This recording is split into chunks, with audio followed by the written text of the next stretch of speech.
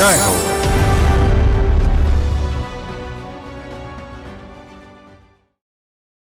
నమస్కారం. సామాన్యుల అసమాన విజయ గీతిక ఈటీవీ జయహోకు స్వాగతం. ఇనుప కండరాల యువతరం మనది, ఉక్కు సంకల్పాల మనసుంది, కానీ జీవనోపాధికి మార్గదర్శనమే కరువైంది. అలాంటి యువతీ యువకులు నైరాశ్యముతో కుంగిపోకుండా తమిళనాట ఓ పోలీసు అధికారి వారిని పోటీ పరీక్షలకు సిద్దం చేస్తున్నారు. సత్ఫలితాలు సాధిస్తున్నారు. ఇక పొలాల్లో కాయకష్టం చేసే శ్రమజీవులు, కర్షకుల మెరుగైన జీవితానికి కడప జిల్లాలో ఓ డ్రోన్ దీదీ బాట వేస్తున్నారు. విభిన్న ప్రేరణా కథనాల జైహో మీకోసం. జై హో.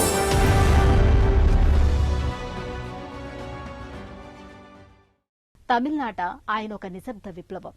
ప్రతిభ ఉండి అవకాశాలు అందుకోలేని యువతకు తనో దిక్సూచి. ఆయనే విళుపురం జిల్లా వాసి టి శివరాజ్. స్వయం కృషితో పోలీసు అధికారి అయ్యారు.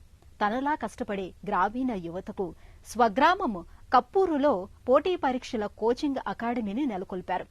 ఇక్కడ శిక్షణ పొందిన వందలాది అభ్యర్థులు ఉపాధి అవకాశాలతో కొత్త జీవితాలు నిర్మించుకున్నారు.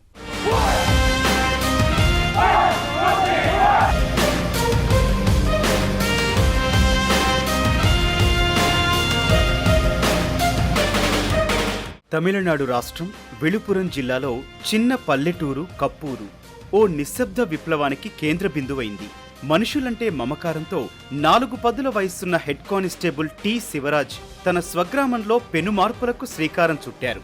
గ్రామీణ పేద విద్యార్థులపై దృష్టి పెట్టారు. పోటీ పరీక్షలకు ఉచిత శిక్షణనిచ్చి వారి జీవిత గమనాన్నే మార్చారు. పుదియ శిరగుగల్ పేరుతో ఓ కోచింగ్ అకాడమీని నెలకొల్పారు. పుదియ శిరగుగల్ అంటే కొత్త రెక్కలు అని అర్థం.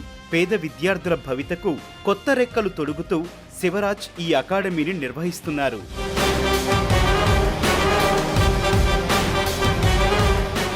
ஏன் புதிய சிறகுகள் என்ற பெயரை வைக்க வேண்டும் என்றால், గౌతమ బుద్ధుడి మాటల ప్రేరణతో పుదియా సిరుగల్ ఈ పేరు పెట్టాం. నీవు పైకి ఎగరాలనుకుంటే నిన్ను కిందికి లాగే ప్రతీదీ వదులుకోవాలి అనే బౌద్ధ సూక్తికి ఈ పేరు ప్రతీక. అజ్ఞానాన్ని విడిచి ప్రేమ, జ్ఞానం, తర్కాన్ని ప్రగతికి కొత్త రెక్కలుగా స్వీకరించటమని అర్థం. புதிய சிறகுகள் மீறாத நெஞ்சம் வீழாத வாழ்வு என்ற பெயரை நான் வைத்தேன். పుదియ శిరగుగల్ వ్యవస్థాపకుడు శివరాజ్ కప్పూరులో ఓ సామాన్య రైతు కుటుంబంలో జన్మించాడు. చిన్నప్పుడు తన గ్రామం మీదుగా వెళ్లే పోలీసులను చూసి బాల శివరాజ్ తను పోలీసు కావాలనుకున్నాడు. కమ్ముకున్న కష్టాలు ఏమీ చెయ్యలేకపోయాయి. నమ్ముకున్న ఆశయమే ముందుకు నడిపించింది. పేరెంట్స్ ప్రోత్సాహంతో ఉన్నత విద్యను పూర్తి చేశారు. కంటి నిండా కలలున్నాయి, జేబులో మాత్రం డబ్బు లేదు. ఎలాగైనా సాధించాలన్న పట్టుదలతో స్వయం కృషితో 2008లో తమిళనాడు పబ్లిక్ సర్వీస్ కమిషన్ పోటీ పరీక్షలు రాశారు. ఎంపికై పోలీసు ఉద్యోగంలో చేరారు.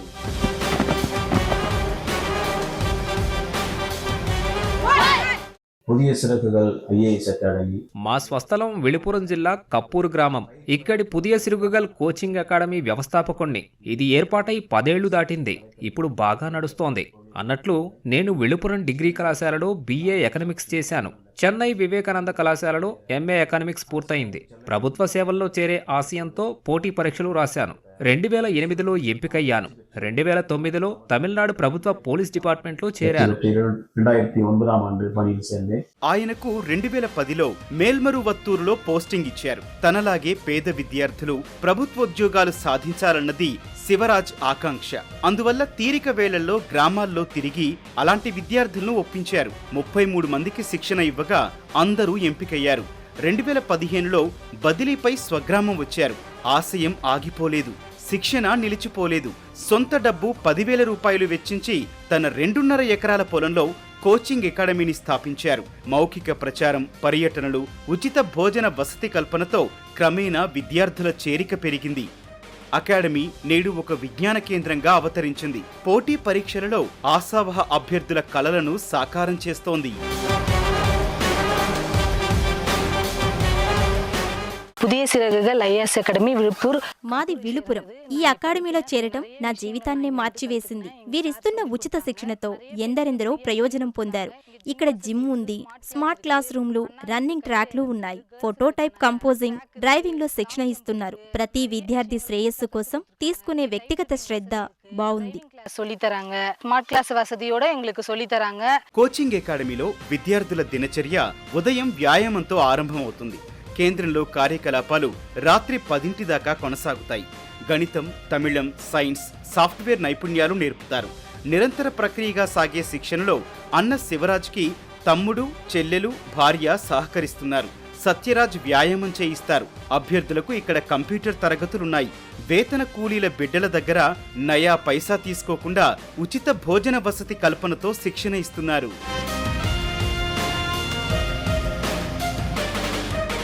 வருங்காலங்களில் மனிதம் செழித்து வழங்கும். దశాబ్ద కాలం నుంచి మా అకాడమీ కులమత భేదాలు లేని సామాజిక ఐక్యతాభావాలతో నిర్వహిస్తున్నాం. తమ్ముడు సత్యరాజ్, చెల్లెలు జీవిత, అమ్మ జయలక్ష్మి, భార్య, పిల్లలు, బంధువులు అందరూ ఎంతో అండగా ఉన్నారు. இந்த இளைஞர்களுக்கு பயிற்சி அளிக்க வேண்டும், நீங்கள் தாராளமாக செய்யுங்கள் என்று சொன்னார்கள். పుదియ సిరగుగల్ అకాడమీలో శివరాజ్ శిక్షణ కంటే అభ్యర్థుల వ్యక్తిత్వ వికాసంపై ఎక్కువ దృష్టి పెట్టారు.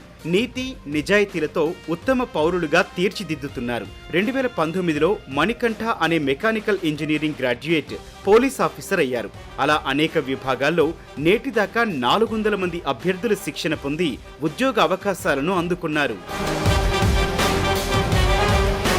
என்னால் முடியாது என்று நினைப்பவர்களுக்கு இங்கே வந்தால் முடியும் என்ற தன்னம்பிக்கை ஏற்படுத்தி మేము అందిస్తున్న శిక్షణ దిశానిర్దేశం లేని విద్యార్థుల్లో ఆత్మవిశ్వాసాన్ని నింపుతోంది. రాయటంలో ఇబ్బంది పడుతున్న వారికి శాస్త్రీయ పద్ధతుల్లో బోధిస్తున్నాం. నేటిదాకా ఇక్కడ శిక్షణ తీసుకున్న 400 మంది అభ్యర్థులు తమిళనాడు పోలీసు విభాగం, ఆదాయ పన్ను విభాగం, భారతీయ రైల్వేలు తదితర శాఖల్లో ఉద్యోగాలకు ఎంపికయ్యారు. உள்ளிட்ட பல துறைகளில் நம் பயிற்சி மையத்தில் படித்த மாணவர்கள் பணியாற்றுகிறார்கள். హెడ్ కానిస్టేబుల్ శివరాజ్ పోలీసు అధికారిగా రోజు 63 మంది విద్యార్థులకు శిక్షణతో దిశానిర్దేశం చేస్తున్నారు. ఐఏఎస్, ఐపీఎస్లుగా చూడాలన్న ఆశయంతో చరిత్ర రాస్తున్నారు. గ్రామీణ విద్యార్థులు పోటీ పరీక్షల్లో అత్యధికంగా ఎంపికవ్వాలని, తన సేవలు మరింత విస్తరించాలని భావిస్తున్నారు.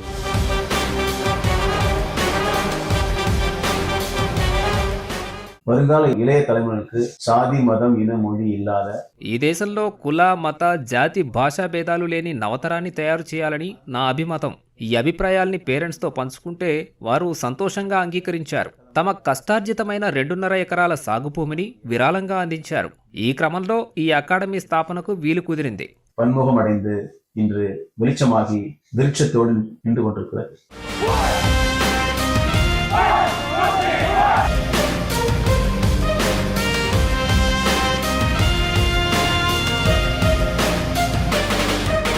పల్లెల్లో రైతులకు శ్రామికుల లభ్యత తగ్గింది. క్రమేణా సేద్యంలో యంత్రీకరణ పెరిగింది. ఈ దశలో కేంద్రం తీసుకొచ్చిన నమో డ్రోన్ దీదీ పథకం పల్లెవాసుల ఆశలకు కొత్త రెక్కలు తొడిగింది. కడప జిల్లా కె అప్పాయపల్లెకు చెందిన నామాల జ్యోత్స్న ఈ పథకం లబ్ధిదారుగా కొత్త చరిత్ర రాస్తున్నారు.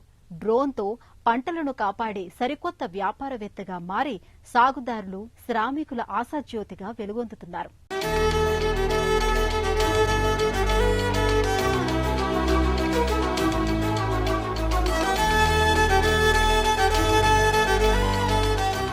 కడప జిల్లా కమలాపురం మండల పరిధిలో ప్రశాంత గ్రామం కె అప్పాయపల్లె. సేద్యం మీద పెద్దగా ఆదాయం లేని చిన్న రైతులు, పంట పొలాల్లో పనిచేసే శ్రామికులున్నారు. వ్యవసాయ కార్మికుల సంఖ్య తగ్గుతోంది. ఇలాంటి కష్టకాలంలో కేంద్ర ప్రభుత్వం ప్రవేశపెట్టిన నమో డ్రోన్ దీదీ పథకం ఒక వరంలా మారింది. గ్రామంలో నామాల జ్యోత్స్న అనే వనిత కలలకు రెక్కలు తొడిగింది. అటు రైతాంగానికి మేలు చేసింది.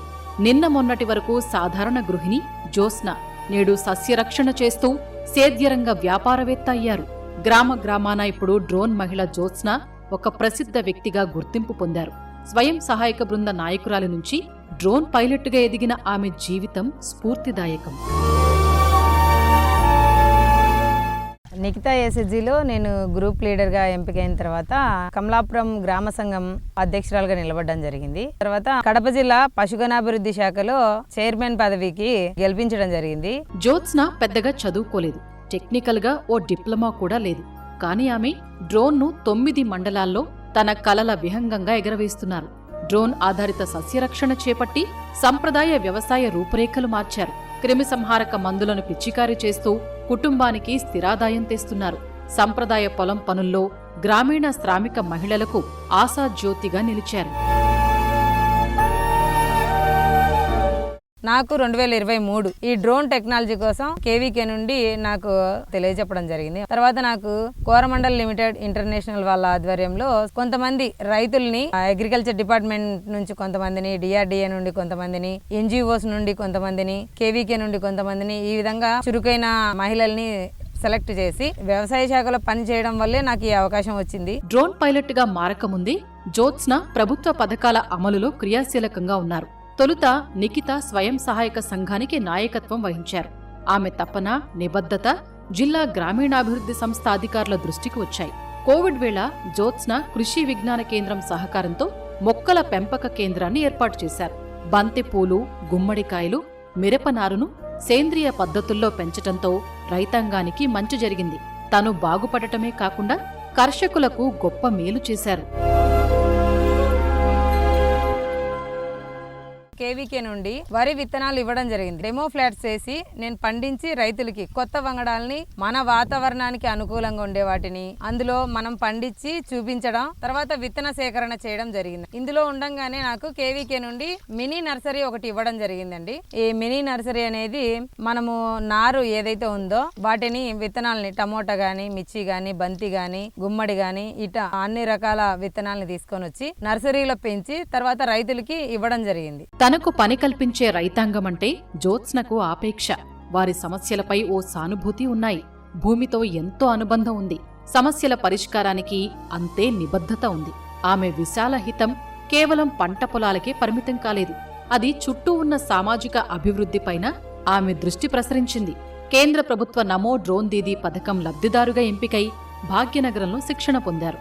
2024 మార్చిలో డ్రోన్ పైలట్గా వ్యవసాయ రంగంలోకి రావటం జ్యోత్స్న జీవితానికి మేలు మలుపు అయ్యింది. కోరమండల్ వాళ్ళ ఆధ్వర్యంలో డ్రోన్ తీసుకోవడం జరిగింది. అగ్రికల్చర్ డిపార్ట్మెంట్ లో పని చేసినప్పటికి కూడా రైతు పడే కష్టాలను గుర్తించిన తర్వాత ఈ కొత్త టెక్నాలజీలో డ్రోన్ తో పిచికారీ తొందరగా అయిపోతుంది. దీనివల్ల తెగులు తొందరగా అరికట్టొచ్చు. జ్యోత్స్న తన 16 లీటర్ల డ్రోన్తో వైఎస్ఆర్ కడప జిల్లా పరిధిలో 9 మండలాల్లో సస్యరక్షణ పనులు చేపట్టారు. డ్రోన్ రాకతో ఇక్కడి వ్యవసాయ పద్ధతులు కొత్త దిశగా సాగుతున్నాయి. ఆమె రోజుకు సగటున 40 ఎకరాల్లో డ్రోన్తో క్రిమిసంహారక మందు పిచికారీ చేస్తున్నారు. తొలి నాళ్లలో కేవలం 58 రోజుల్లో 700 ఎకరాల్లో సస్యరక్షణ చేసి 3 లక్షల రూపాయల ఆదాయాన్ని సంపాదించారు. తర్వాత కొద్ది కాలానికే 1000 ఎకరాల మైలురాయి దాటింది. కర్షకులతో మాట్లాడటం, ఔషధ మోతాదును పరీక్షించటం, ఖచ్చితత్వం పాటించటంతో రైతులకు ఆమె అంటే విశ్వాసం ఏర్పడింది.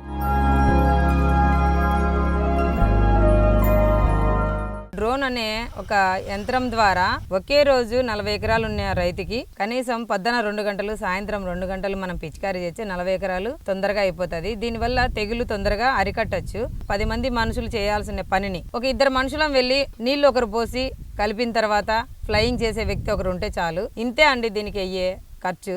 జ్యోత్స్న ఖ్యాతి గల్లీ నుంచి ఢిల్లీకి చేరింది. 2023 ఆగస్టు 15వ తేదీ స్వాతంత్ర వేడుకల్లో పాల్గొనేందుకు భారత ప్రభుత్వం ఆహ్వానించింది. అనంతరం మరుసటి ఏడాది జనవరి 26 గణతంత్ర వేడుకలకు కడపలో హాజరై డ్రోన్ ఎగురవేశారు. ఆమె కృషిని గుర్తిస్తూ కలెక్టర్ 25,000 రూపాయల పారితోషికం అందజేశారు. గుంటూరులో 2024లో నమో డ్రోన్ దీదీ ఆరంభ కార్యక్రమంలో జ్యోత్స్న పాల్గొన్నారు. అనేక పదవులతో క్రియాశీలక మహిళ. నేడు వ్యవసాయ రంగ పునర్నిర్మాణంలో ఆమె విజయ పతాక.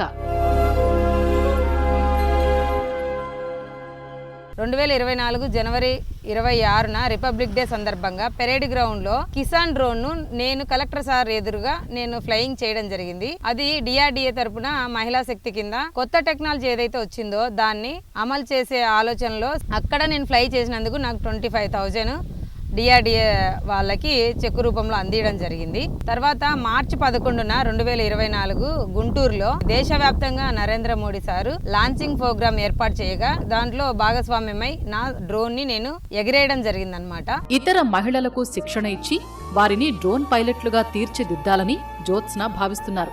తద్వారా గ్రామీణ మహిళలకు ఉపాధి అవకాశాలు వస్తాయి. సేద్య రంగంలో టెక్నాలజీని గ్రామానికి తీసుకువెళ్లాలని ఆమె కలలు కంటున్నారు. నేడు గ్రామీణ వ్యవసాయ ముఖచిత్ర రూపురేఖలు మారుతున్నాయి. ఆమె కేవలం డ్రోన్ దీదీ మాత్రమే కాదు, వ్యవసాయ రంగ భవిష్య ఉషస్సు.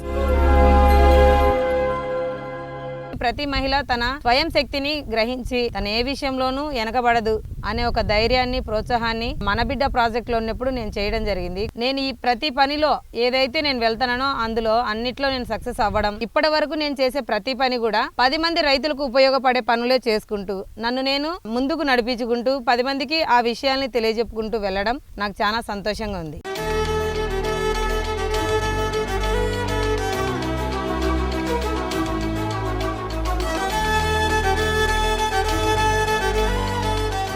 పోటీ పరీక్షలకు సిద్ధమయ్యే యువతకు ఉచిత శిక్షణనిస్తూ తమిళతంబి శివరాజ్, డ్రోన్ నుంచి సస్యరక్షణ చేస్తూ శ్రామికుల కొత్త ఉపాధికి ప్రేరణగా నిలిచిన తెలుగు వనిత జ్యోత్స్న ఉభయులు విజేతలు, వినూత్న స్ఫూర్తిదాతలు.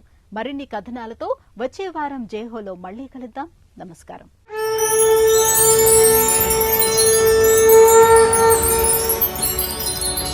Jai Ho.